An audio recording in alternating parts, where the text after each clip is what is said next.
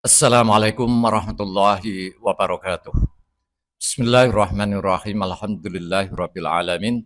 Wassalatu wassalamu ala asyrafil anbiya'il mursalin sayyidina Maulana Muhammad wa ala alihi wa sahbihi ajmain. Amma ba'du. Selamat bertemu kembali dengan saya Muhammad Ajib di channel Kampung Ilmu Al-Falah.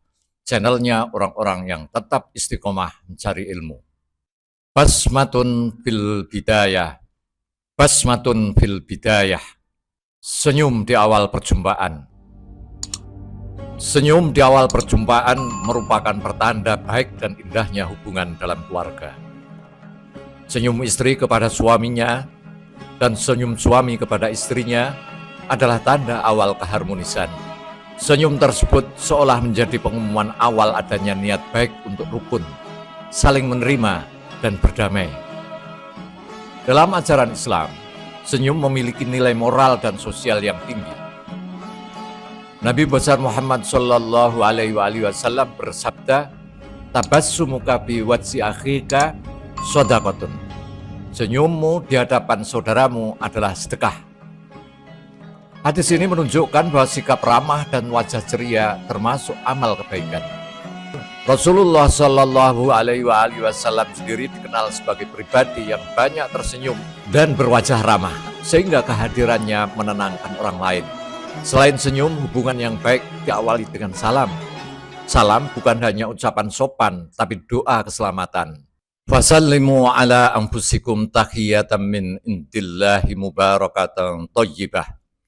Maka ucapkanlah salam kepada samamu sebagai penghormatan dari sisi Allah yang diberkahi lagi baik. Jika seorang memberi salam, maka dianjurkan untuk membalasnya dengan yang lebih baik atau setara. Sebagaimana firman Allah SWT, "Wa idza khuyyitum bi tahiyyatin fahayyu bi ahsana minha aw rudduha."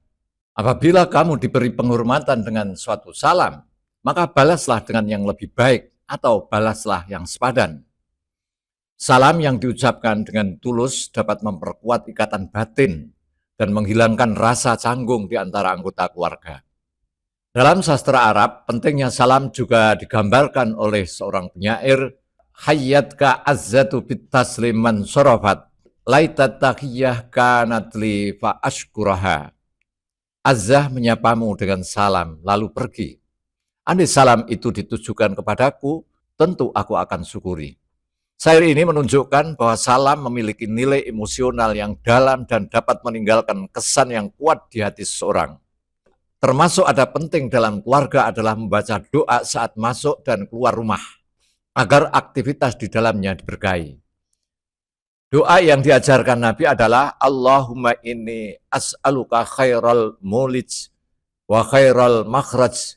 Bismillahi walajna, bismillahi kharajna, wa alallahi rabbina tawakkalna." Ya Allah, aku memohon kepadamu kebaikan ketika masuk dan kebaikan ketika keluar. Dengan nama Allah kami masuk, dengan nama Allah kami keluar, dan kepada Allah Tuhan kami bertawakal. Doa ini mengajarkan kesadaran bahwa rumah tangga tidak hanya dibangun dengan usaha manusia, tapi juga dengan ketergantungan kepada Allah. Sahabat Kampung Ilmu yang berbahagia, salah satu faktor utama kebahagiaan dalam rumah tangga adalah kelembutan dalam berbicara. Artinya, tutur kata harus dijaga, karena kata-kata memiliki pengaruh besar terhadap perasaan orang lain. Ucapan yang baik akan menenangkan, sedangkan ucapan yang kasar dapat melukai dan menimbulkan konflik. Setiap manusia memiliki kelebihan dan kekurangan. Oleh karena itu, suami dan istri dianjurkan untuk lebih menonjolkan kebaikan pasangan dan menutup mata dari kekurangannya. Rasulullah Shallallahu Alaihi Wasallam bersabda, "La yubarrik mu'minun mu'minatan ingkariha minha khuluqan radhiya minha akhar." Seorang mukmin tidak boleh membenci seorang mukminah.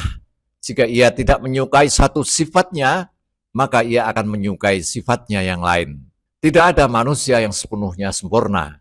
Setiap orang pernah melakukan kesalahan, dan setiap orang pasti memiliki sisi lemah. Hal ini ditegaskan oleh Allah Subhanahu wa taala, "Walaula fadlullahi alaikum warahmatuhu ma zaka minkum min ahadin abada." Sekiranya bukan karena karunia Allah dan rahmatnya kepada kalian, niscaya tidak ada seorang pun dari kalian menjadi baik selamanya. Dalam kehidupan nyata, banyak masalah rumah tangga bermula dari persoalan-persoalan kecil, remeh-temeh. Rumah yang kurang rapi, makanan yang terlambat disajikan, atau perbedaan pendapat tentang menerima tamu, ini seringkali menjadi pemicu pertengkaran. Padahal masalah-masalah tersebut pada dasarnya adalah ringan, sepele, dan dapat diselesaikan dengan komunikasi yang baik. Jika hal-hal ini tidak disikapi dengan kesabaran dan kebijaksanaan, dampaknya bisa sangat besar, bahkan berujung pada perpisahan dan penderitaan seluruh anggota keluarga. Oleh karena itu, pelajar, santri perlu memahami sejak dini bahwa keharmonisan keluarga dibangun dari sikap sederhana, senyum, salam, kata-kata yang baik, serta kesediaan untuk saling memaafkan. Pernyataan ini menunjukkan bukan ketiadaan masalah, tetapi tingginya kesabaran, pengendalian diri, dan kemampuan menjaga lisan. Itu yang penting. Dalam menghadapi emosi, terutama kemarahan, Islam mengajarkan sikap menahan diri. Seorang suami dianjurkan untuk diam ketika istrinya sedang marah, dan istri pun dianjurkan untuk diam ketika suaminya sedang marah. Diam di sini bukan tanda kalah atau lemah, melainkan cara untuk memberi waktu agar emosi mereda, perasaan menjadi tenang, dan gejolak jiwa kembali stabil. Ibnul Jauzi, seorang ulama dan pendidik besar, menjelaskan prinsip ini dalam salah satu kitabnya. Ia menerangkan bahwa ketika seorang sedang marah dan mengucapkan kata-kata yang tidak pantas, maka perkataannya tidak layak dijadikan pegangan. Tidak layak untuk dijadikan pegangan. Ucapan tersebut tidak perlu diingat, apalagi dijadikan dasar untuk menyalahkannya. Orang yang sedang marah diibaratkan seperti orang mabuk, tidak sepenuhnya sadar atas apa yang ia katakan. Menurut Ibnul Jauzi, sikap yang benar adalah bersabar, meskipun hanya sementara. Tidak perlu langsung membalas dan memperhitungkan ucapannya. Saat itu dorongan emosi sedang menguasai, nafsu sedang memuncak, dan akal sehat sedang tertutup. Jika seorang membalas kemarahan dengan kemarahan, maka ia seperti orang berakal yang berdebat dengan orang gila, atau orang sadar yang memarahi orang pingsan. Dalam kondisi seperti itu, kesalahan justru berpindah kepada yang membalas. Ia menegaskan bahwa yang lebih tepat adalah memandang orang yang marah dengan rasa kasih sayang, dan menyadari bahwa keadaan tersebut adalah bagian dari ujian dan ketentuan Allah. Ketika emosi telah reda, orang yang marah biasanya akan menyesali ucapannya, dan menyadari, menghormati, memuji nilai kesabaran pasangannya, atau paling tidak membiarkannya hingga ia tenang. Itu adalah cara agar ia kembali merasa lega dan hubungan tidak semakin rusak. Dari penjelasan ini dapat dipahami bahwa ketenangan, kesabaran, dan kemampuan mengendalikan emosi merupakan kunci penting dalam menjaga keharmonisan rumah tangga. Santri, pelajar, dan semuanya yang sudah berkeluarga perlu memahami sejak dini bahwa kedewasaan tidak diukur dari siapa yang paling keras bicaranya, siapa yang paling tinggi gelarnya, tapi dari siapa yang paling mampu menahan diri ketika emosi muncul. Keadaan marah yang tidak terkendali bukan hanya terjadi dalam hubungan suami istri, tapi juga dalam hubungan orang tua dan anak. Oleh karena itu, seorang anak perlu memahami sikap yang tepat ketika orang tuanya sedang marah. Sebagaimana seorang istri perlu memahami sikap yang bijak ketika suaminya sedang marah. Dalam keadaan seperti ini, sikap yang dianjurkan adalah membiarkan orang yang marah meluapkan emosinya melalui kata-kata, tapi tanpa menjadikannya sebagai pegangan. Ucapan tersebut tidak perlu ditanggapi secara serius, karena biasanya ia akan kembali sadar, lalu menyesal dan minta maaf setelah emosinya mereda. Apabila kemarahan justru dibalas dengan sikap yang sama, maka permusuhan akan semakin menguat. Akibatnya, seorang bisa saja membalas perbuatan yang dilakukan saat marah dengan tindakan keras ketika ia telah tenang, seolah menghukum orang yang tidak sadar atas kesalahan yang dilakukan dalam keadaan tidak terkendali. Banyak orang bertindak sebaliknya.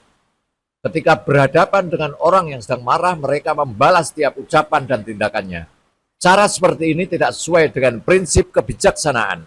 Sikap yang lebih tepat adalah menahan diri dan bersabar. Sebagaimana dijelaskan oleh para ulama dan pendidik yang memahami tabiat manusia dan dinamika emosi. Keinginan untuk membalas dendam merupakan racun berbahaya bagi jiwa yang sedang bergejolak. Hubul intiqam sumun zu'abun bin nufusil haijah. Dendam tidak pernah menyembuhkan luka batin, justru memperparahnya. Dalam sejarah terdapat banyak kisah tentang orang-orang yang memiliki kekuasaan besar dan melampiaskan kemarahan mereka dengan hukuman yang sangat kejam terhadap lawan-lawan mereka. Mereka mengira bahwa pembalasan tersebut akan mendatangkan kepuasan, tapi kenyataannya tidak demikian. Dalam kisah sejarah diceritakan, setelah lawan-lawannya dibunuh, rasa marah dan sakit hati para pelaku kekerasan itu tidak juga hilang, walaupun musuhnya sudah dibunuh. Bahkan mereka masih melakukan penyiksaan terhadap jasad orang-orang yang telah mati. Secara logis dan ilmiah, orang yang telah meninggal tidak lagi merasakan sakit karena rohnya telah berpisah dari tubuh. Namun pelaku kekerasan justru merasa puas dan tenang dengan menambah tingkat penyiksaan tersebut. Hal ini menunjukkan bahwa dendam tidak merusak musuh, tapi malah menghancurkan pelakunya sendiri. Jiwa yang terus menyimpan kebencian tidak akan pernah tenang dan tidak akan merasakan kebahagiaan.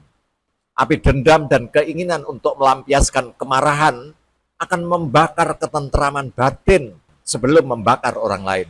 Dalam sejarah kekhalifahan Abbasiyah, bahkan terdapat kisah ekstrim tentang sebagian penguasa yang tidak sempat membunuh lawan-lawannya karena mereka telah meninggal lebih dulu. Rasa dendam yang tidak terkendali mendorong mereka untuk menggali kubur lawan-lawan tersebut, lalu mencambuk jenayahnya, menyalibnya, bahkan membakarnya. Peristiwa ini menjadi contoh nyata bagaimana kebencian yang mendalam dapat menghancurkan rasa bahagia, merampas ketenangan jiwa, dan menghilangkan kestabilan hidup seorang. Dari uraian tersebut, dapat dipahami bahwa kemampuan menahan diri, mengendalikan emosi, dan memaafkan merupakan sikap yang jauh lebih sehat dan bermanfaat bagi kehidupan pribadi maupun sosial dibandingkan membalas kemarahan dengan dendam. Assalamualaikum warahmatullahi wabarakatuh. Muhammad Ajib.